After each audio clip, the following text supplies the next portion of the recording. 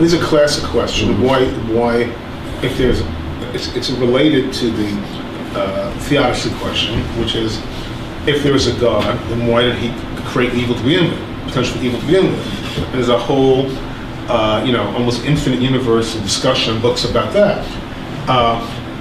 In the metaphysics I propose, which is, and this component of my metaphysics is not original, that everything is twinned. Good and evil is twinned, light and dark is twinned, male and female is twinned. That initially, quest potential, a divided zero, whatever zero is, into pluses and minuses, good and evil, and therefore infinite divine, and this is consonant with classic Jewish philosophy, had to allow the creation of both. In order to create good, had also allowed creation of evil. But again, it's a whole almost infinite discussion, in and of valid infinite discussion. Well, is evil the creation? You can have a discussion about that also. Where's the absence of good? These are all fair game philosophical issues. But all those issues and discussions sort of precede me. They precede this book. This book is built on top of those issues. Okay, I want to deal with that. Theology did not start today. Theodicy did not start today. We have a long history with this. And philosophers used their brain power and used the philosophical insights they had, or whatever information they had, to try to deal with this issue. Frequently, Maimonides is quoted with this, St. Thomas Aquinas is quoted with this, etc. And correctly, you deal with these issues. Is Maimonides perfect? Did he have all the answers? And there's a negative there. Did not have all the answers. Aquinas didn't have all the answers. They all have pieces. Pieces, one piece, another piece, another piece, another piece. But the total theology, or the total theodicy, is not there. And theodicy is a question. Philosophy is a question. The nature of God is a question. And our whole world is dealing with it, or not dealing with it, or can't deal with it, or is ignoring it or putting it on the back burner. And so I think we have to come back to what you did, build on what everybody else said, what everybody else put on the table, and see whether we can come up for our generation, which is not 5,000 years from now or not 5,000 years ago, but for our generation, is there a total theodicy that we can deal with? Can we make peace with all the good that's in the world and with all the evil that's in the world? And where do we put God in there, and where do I fit in there? And is there a message that we can convey to the human being on the street? Exactly. And that's very good. That would be a very good introduction to this whole symposium. Right? That's correct. That puts the cards on the table. Right. That lays it out. And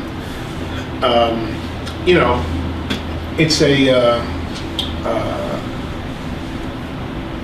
big undertaking to propose an overarching metaphysics. And I'm the first to agree with Rabbi Tokayer that all the other players today that we're aware of have pieces missing in the tapestry, key pieces missing. And from my perspective, and I'm sure from your perspective, you can't say you have 3/4 of the pieces, but I'm not quite... That doesn't work. It doesn't work. Either you have it all or you have nothing. Right. That's correct. And this is consonant with Jewish thought and Talmudic thought. And you have to be total and consistent. Right. And it must be it must hold together internally. And it must be what I would call internally elegant. Now, it might be right, it might be wrong. And fit into an appropriate hermeneutic. Right. But it might be right, it might be wrong, but at least it's internally elegant and hangs together and covers all the bases. What are some of the bases? If there is a God, why is there evil? If there's a God, where did God come from? If there's not a God, where did everything come from? Where did the cosmos come from? Where is the cosmos headed? What is the purpose of man? These are some of the key core issues. I call them the issues that 6-year-olds ask but never get answered. And which metaphysics alleges to answer. But generally it does a shuffle. It does a semantic shuffle around the difficult issues.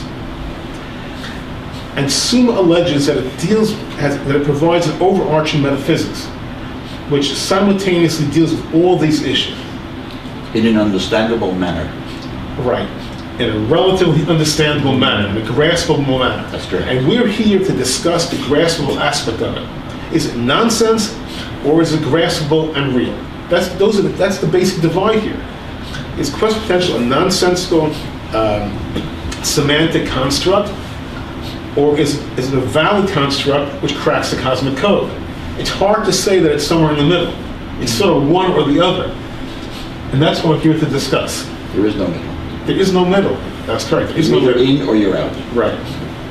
And that goes for both metaphysics and it goes for this metaphysics.